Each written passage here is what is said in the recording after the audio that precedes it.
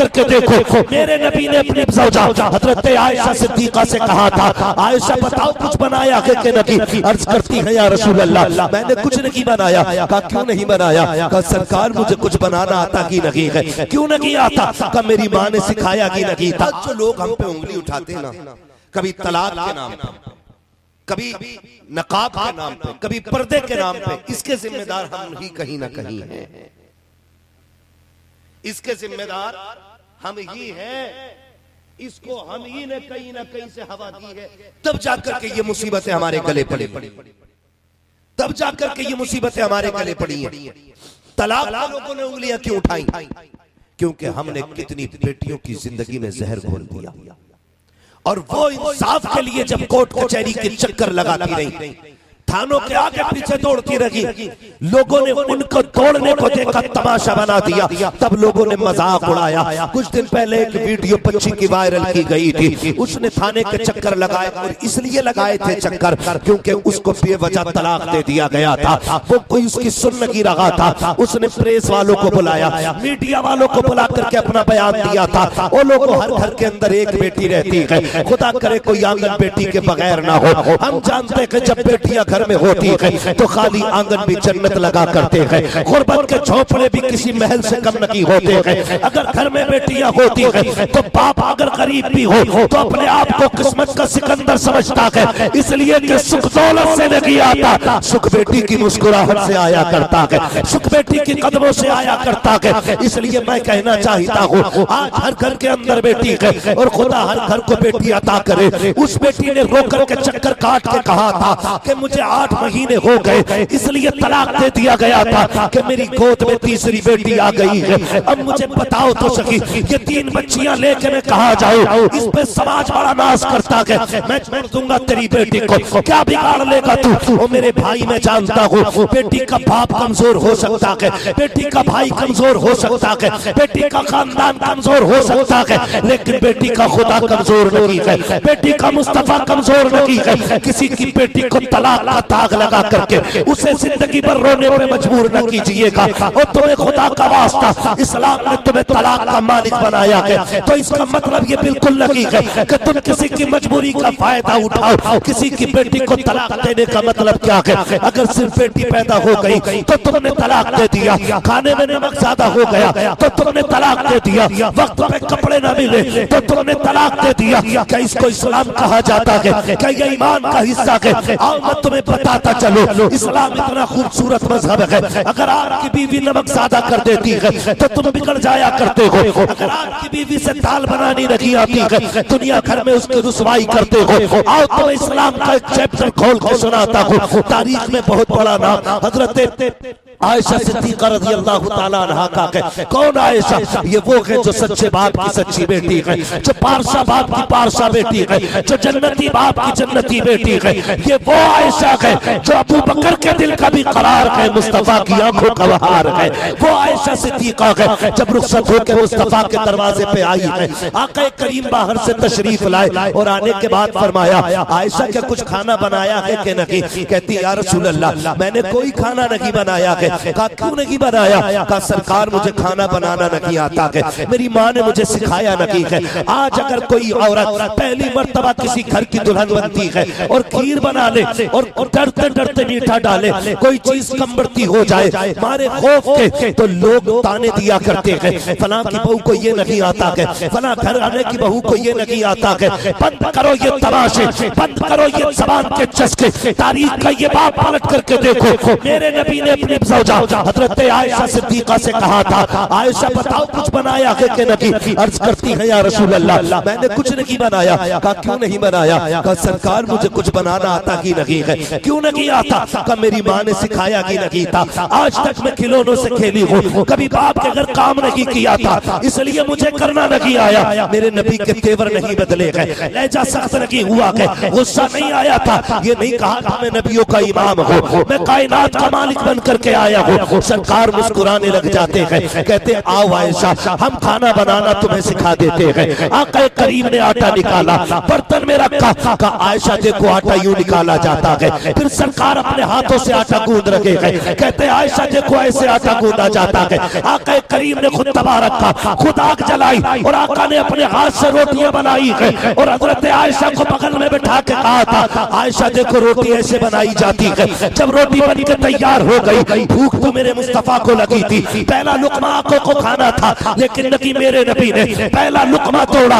आयशा जरा मुंह खोलो, उम्मुल मोमिनीन ने मुंह खोला, मेरे नबी ने पहला लुकमा हजरत आयशा के मुंह में दिया। कहा बताओ तो सही रोटी कैसी है। हजरत आयशा मुस्कुरा भी रही है, रो भी रही है। आका कहते हैं आयशा बता तो सही मुस्कुरा क्यों रही है। कहा मुस्कुरा इसलिए रही हो कि इतना जायके वाला खाना आज तक कभी बाप की दहलीज पे नहीं खाया है। कहा फिर बता तो सही रो क्यों रही हो। कहा रो इसलिए हो कि मैं वो खुशनसीब हूँ जिसको नबियों के इमाम के हाथ का पहला लुकमा ससुराल में आके मयस्सर हो।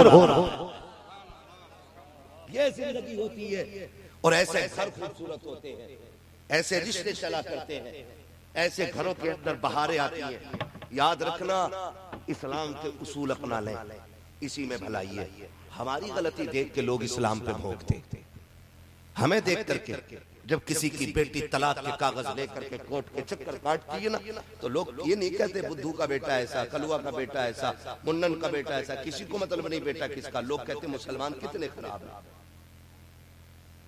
फिर ये बात कही जाती है मुसलमान कितने खराब है कि 3 बच्चों की मां को घर से धक्के देके निकाल दिया। तो लोग हमें देख करके हमारे बाप को नहीं कहते, हुजूर के दीन पे उंगलियां उठती है। जिंदगी में उन उसूलों को अपनाओ कि जिनसे दुनिया भी खूबसूरत हो जाए और आखिरत भी खूबसूरत हो जाए। मेरी बात याद रखना, सबसे पहली कोशिश तो ये करेंगे कि ये जो तलाक का हमने रिवाज बढ़ा रखा है ना, आए दिन तलाक। और दारुल इफ्ता में जाके देखो, सरकार की बारगाह में देखो, इतने फोन तारीखों के नहीं आते होंगे जितने फोन इस चीज के आते हैं कि फला की बेटी को तलाक हो गई है। और कितनी बच्चियां आती हैं रो करके तावीज लेके जाती है, हुजूर तावीज दे दे, ससुराल से कोई बुलाने नहीं आ रहा है, कोई बुलाने नहीं आ रहा है। इसका जिम्मेदार कौन होता है? गलती हम करते हैं और लोगों को उंगली रखने का मौका मिलता है इस्लाम पे। और जब लोग चीख के कहते हैं कि तलाक बंद होनी चाहिए, तो फिर हमारी जान निकल जाती है कि ये हक था इस्लाम। पहले से हमें इसकी कदर करनी। किसी की बेटी को तलाक, रोटी के लिए तलाक, खाने के लिए तलाक, ससुराल में सही से नाश्ता नहीं मिला तो चल तेरी बेटी को तलाक, अगर गाड़ी मुंह से मांगने पर नहीं मिली तो मैं तेरी बेटी छोड़ दूंगा, चल तलाक। तो आसानी पर आए दे थप्पड़ ले थप्पड़ खेल समझ रखा है। इन बवालों से निकलो। और अक्सर तलाकों के जिम्मेदार चुगलखोर लोग होते हैं, ये भी सुन लो। और सबसे बड़ा बेवकूफ है वो बंदा जो मियां बीवी का झगड़ा किसी तीसरे बंदे के सामने लेके आता है। याद रखना, जब तक मियां बीवी का झगड़ा मियां बीवी के बीच रहता तलाक नहीं होती है। जहां तीसरे बंदे ने एंट्री मारी फिर तलाक ही होनी है। यह भी याद रखना। अपने घर के ऐब चौक में खड़े होकर बयान न करना। कुरान कहता हुन्ना लिबासुल लकुम व अंतुम लिबासुल लहुन्ना, तुम्हारी औरतें तुम्हारा लिबास है और तुम अपनी औरतों का लिबास हो। और लिबास का काम छुपाना होता है, ना कि दिखाना।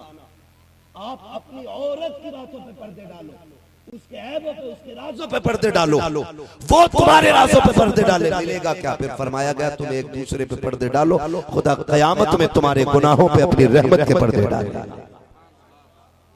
ये मिलेगा। लेकिन होता क्या है, झगड़ा हुआ, कह रहा जरा ये जरा बाहर को, भाई उसे बुला रहा है जिसकी अपने घर में कोई वैल्यू है, उससे कह रहा जरा बता मेरी बीवी की ये बात गलत है कि नहीं।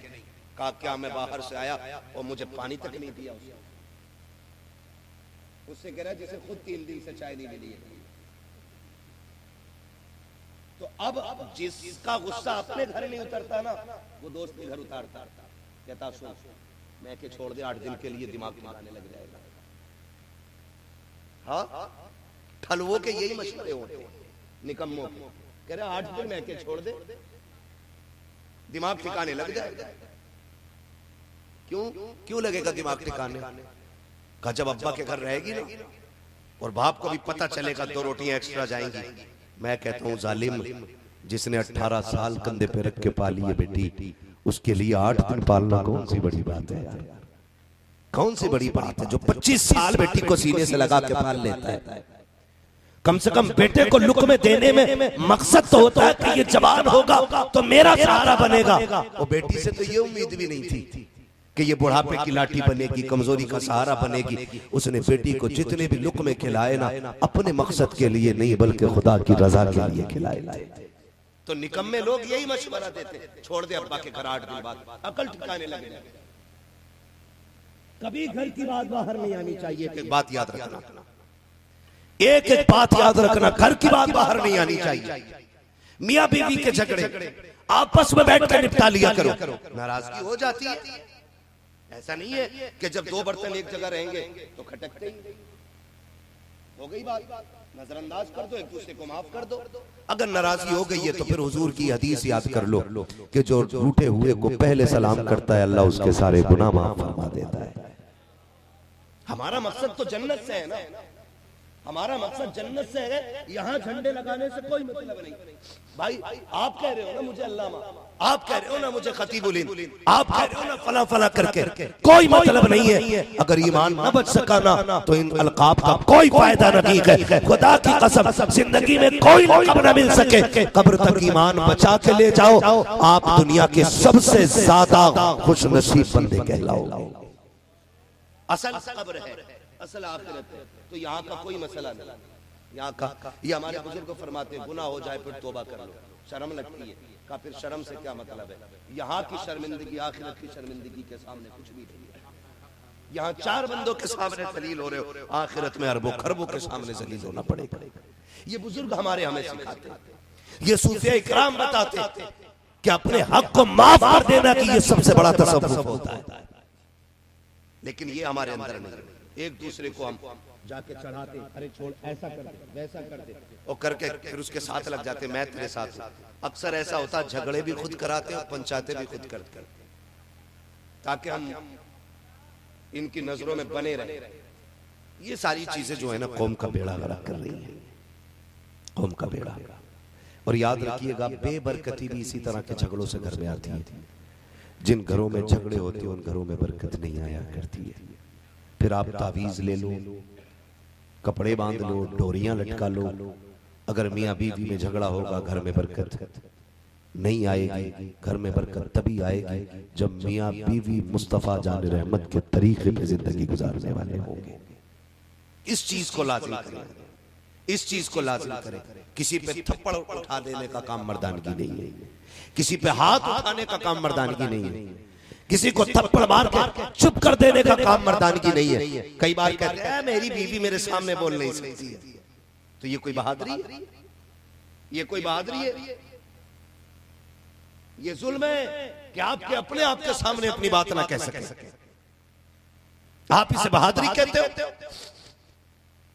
फरमाया मुस्तफा ने कमीना होता है जो औरतों को दबा के रखता है। मोहब्बत से उन पर हुकूमत करो, जुल्म से हुकूमत ना करो। ये मर्दों का तरीका होना चाहिए, मर्दों का। मैंने देखा है बेटियों को कांपते हुए, नमक तेज हो गया कांप रही है, क्यों? का इतना बड़ा जालिम है कि जो हाथ में आएगा वो उठा के मार देगा। किसी की बेटी पे हाथ उठाने से पहले 100 बार सोचा करो। जैसे मेरी बेटी मेरे जिगर का टुकड़ा है ना, ये भी किसी की जिगर का टुकड़ा रही होगी। आज मुझे गवारा नहीं मेरी बेटी के कोई थप्पड़ मारे, तो मैं किसी की बेटी के थप्पड़ मारूं? ये सोच लिया करो किसी पे सितम करने से पहले कि इसको भी कोई सीने से लगा के फिरता रहा, इसको भी कोई बेटी बेटी कह के आवाज देता रहा। ये 100 बार सोचा करो किसी पे हाथ उठाने से पहले। और याद रखिएगा ये 4 दिन की जिंदगी सब कुछ नहीं है, यही सब कुछ नहीं है। अल्लाह कयामत में जब हिसाब लेने की बारी आएगी, तुम्हारे सारे अमाल का चिट्ठा तुम्हारे हाथ में दे करके तुम्हें पढ़वाया जाएगा। लेकिन एक हिसाब वो होगा जो तुमसे नहीं पूछा जाएगा, बल्कि तुम्हारे हम सफर से पूछा जाएगा। आप कहेंगे कैसे? तो सुनो प्यारे, जो कहते हो पैर की जूती महसूसी होती है, उससे ज्यादा कोई अहमियत नहीं है। अल्लाह उसकी बीवी को बगल में खड़ा करेगा और शोहर के बारे में पूछेगा, बता जिसके बिस्तर पे 3 मरतबा कबूल कबूल कह के जाके बैठ गई थी, इसने तेरा हक कैसे अदा किया था, इसने तुझे कैसा निभाया था, जिसके लिए तूने माँ छोड़ दी थी, जिसके लिए बाप छोड़ा था, उसने तुझे कितनी इज्जतें दी थी, उसने तुझे कितना प्यार दिया था। याद रखना,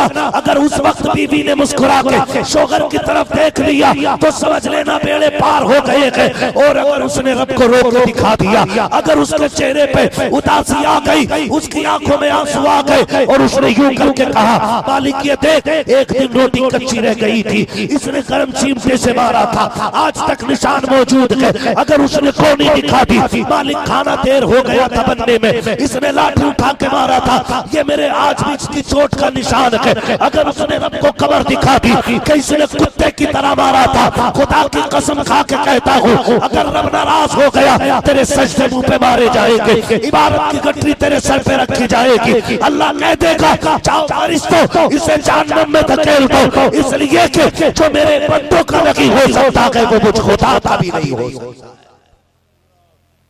इसलिए याद रखना, हुकूक और लिबास का बड़ा सख्त मसला है।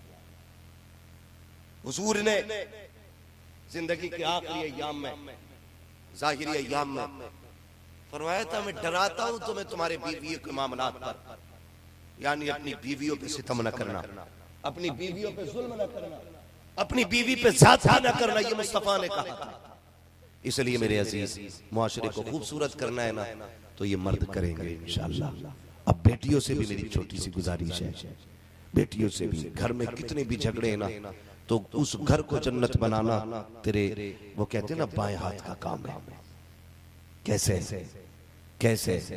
सिर्फ तुझे कनीज़े फातिमा ज़हरा बनना है मेरी बहन, तुझे सैयदा कायनात की तारीख को पलट पलट के पढ़ना है और उसे जिंदगी में अपनी उतारना है। फिर देख तेरे एक अमल पूरे घर को जन्नत कैसे बना देता है। एक अमल घर को जन्नत बना देता है। वो घर अक्सर उजड़ जाते हैं जिन